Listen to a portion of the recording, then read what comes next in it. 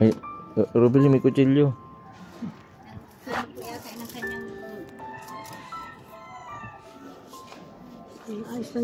Yan po mga kalingap, mga kabente. Nandito po kami sa lugar po nila Jessica. Kasama ko po si Rubelin. Yan, punta natin si Jessica. Kumustahin natin. Ay, grabe na pa nagtromba.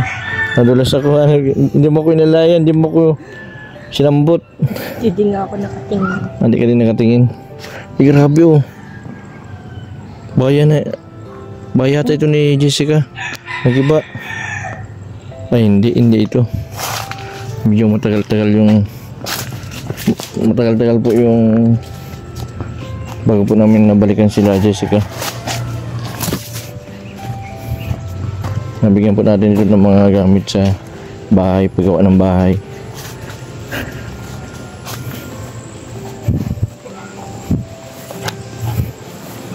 Kaso hindi pa ito napinturahan yung bahay nila.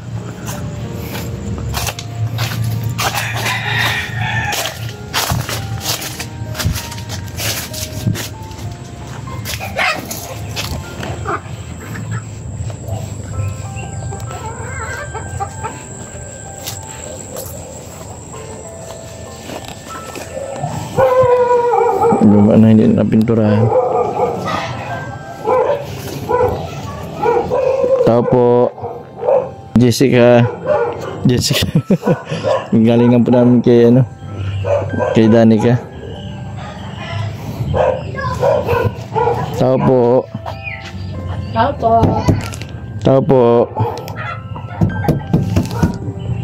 Ito yung Rubelin na natin. Nabuka natin yung bahay nila. Kasi hindi na napinturahan, gawa ng kamamadali ba ganun. Tao po. Wala si Danica. Si Jessica. Tara. Tayo. Rubelin. Balik na tayo sunod. Wala si Jessica.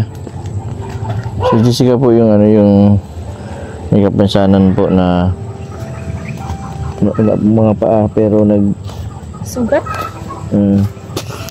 Sugat na ako na nadulas.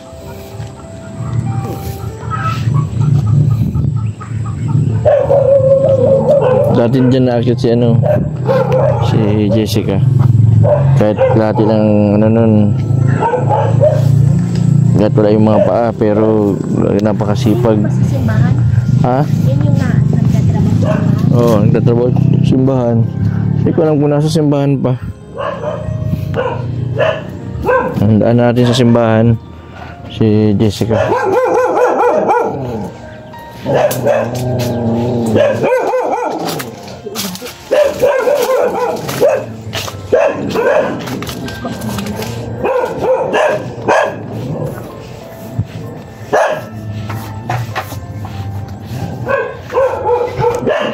Oh, yung bahay nito, di ba na?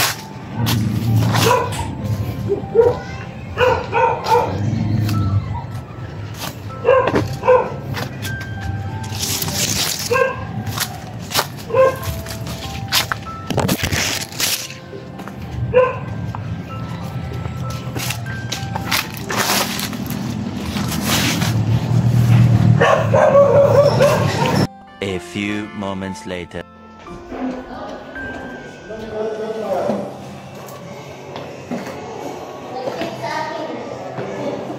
O yan, anong trabaho ni Jessica? Utility. Linis lang po. Palinis-linis. Akala ko nag-eskwela ka. Rubelin, talo ka ni Jessica oh. Si Jessica may trabaho na. Saan ka nag-apply? Sa munisipyo po. Si Rubelin may trabaho mo na din yan. Manager. Sino nagpasok sa'yo dito? Ako lang po. Kanino ka nag-apply? Doon sa taas po. Mabait ni Mayor Hindi. Nakakapagtrabaho naman siya na maayos.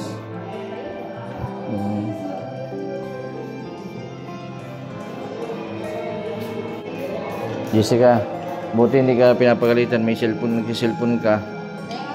Bawal lang cellphone sa oras ng trabaho. Tapos naman ako kami, hindi naman. Mabut po dito eh. Ah, mababait. Mababait po sila. Yan sila na. Ah, ito si Marites. Si Marisol.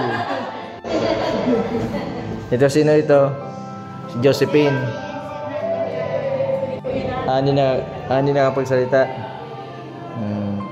Di ibig sabihin hindi ito nakikipagchismisan at nakapanood lang.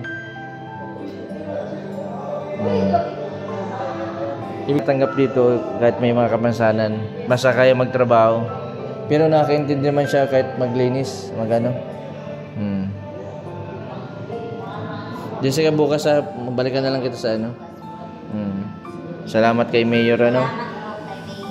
Paano pag iba na ang Mayor? Bawal po yan.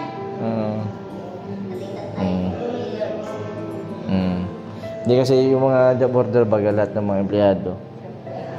Basta mabait ka kahit sinong umupo na Mayor. Basta sipagan mo lang, Jessica. Iya po. Masipag man ganit. Ilang buwan ka na nagtatrabaho dito? Pito po kami utility, sir. Pito.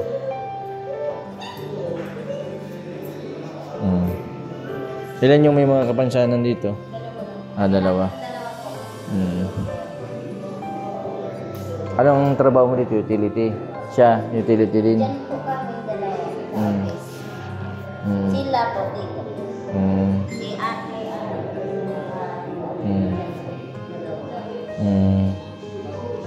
Basta sipagan mo lang ha.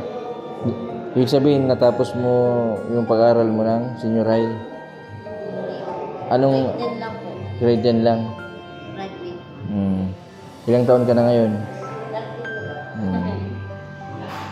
Ang bawal lang magtrabaho yung minor de edad, ano?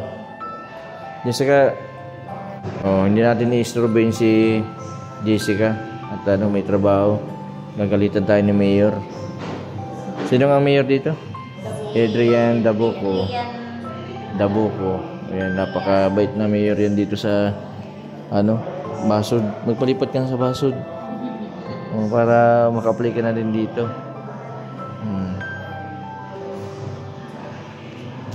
Sa mga putik kaya doon sa bahay.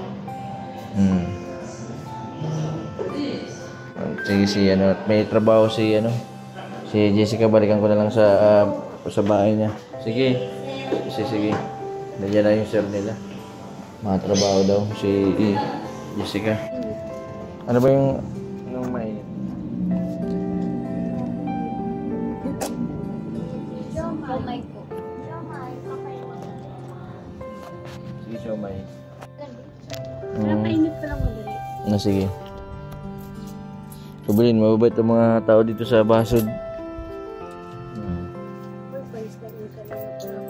Pasto ni Kalinga Prab. Ito. Sila ate, oh. Baka nakita kami sa Shoutout po sa mga nandito sa Basud. Nagrakay.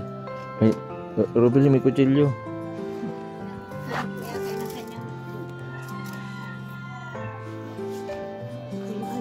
Ang pangalan nito ni Kuya ay Ramil. Siya yung na-vlog ko Rubil na sa may simbahan. Ano din siya na stress din ito. Siguro sa sa asawa Mabait mo yun. Ha? Nandiyan yung asawa mo? Yung anak mo? May agum ko, mayo man ba? Hindi, may asawa yan dati. Agum mo, may ba't wala akong nabalitaan, may? May anak ito si nandun sa nanay.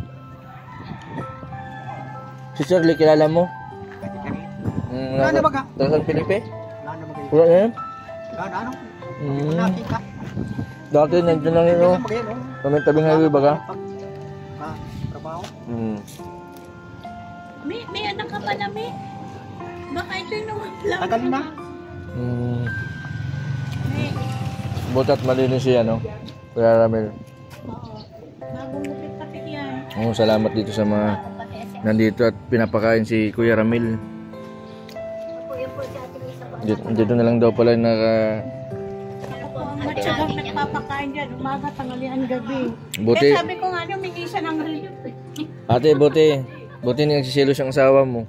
Oh, hindi naman. Wala mo na po yan as Naghahanap Ay, walang asawa. naghahanap ko ng mga asawa. Kuya Ramil, Pag-order tayo sa Ate. si ate daw naghahanap asawa. Ampon ko yun si Ami. Mm, Matagal ko na yung pinapakain. Ibig sabihin, utusan mo ate, ano? Nauutusan. Kuya Ramil, oh. Yun, oh. Ewan na. Yan, oh, yun, oh. Mag-inom ka. Yan, oh. So, yan, oh. Ligo pati siya. Ano may, masigarilyo kami. Utusan pala ito ni, ano, ni ate.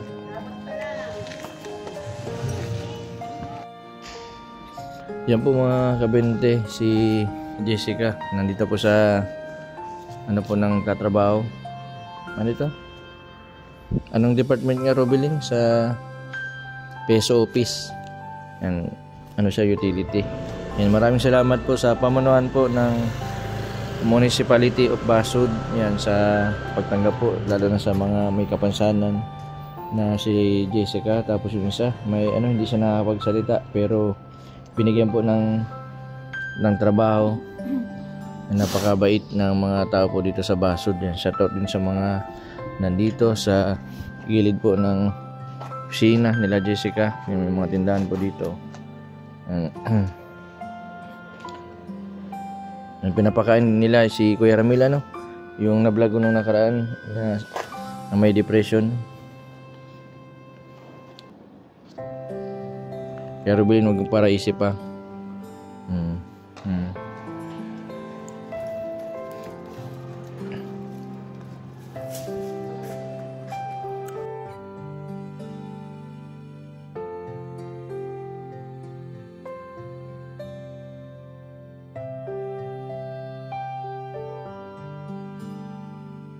Yan, hindi na lang po muna namin si Jessica nasa paglabas. Yan, mag-alas 4 man na po ng hapon. Kaya po kasi sa opisina, oras po ng trabaho, nakabalahin. Yan, nandito lang po kami sa main, tubod po. Hintayin namin si Jessica.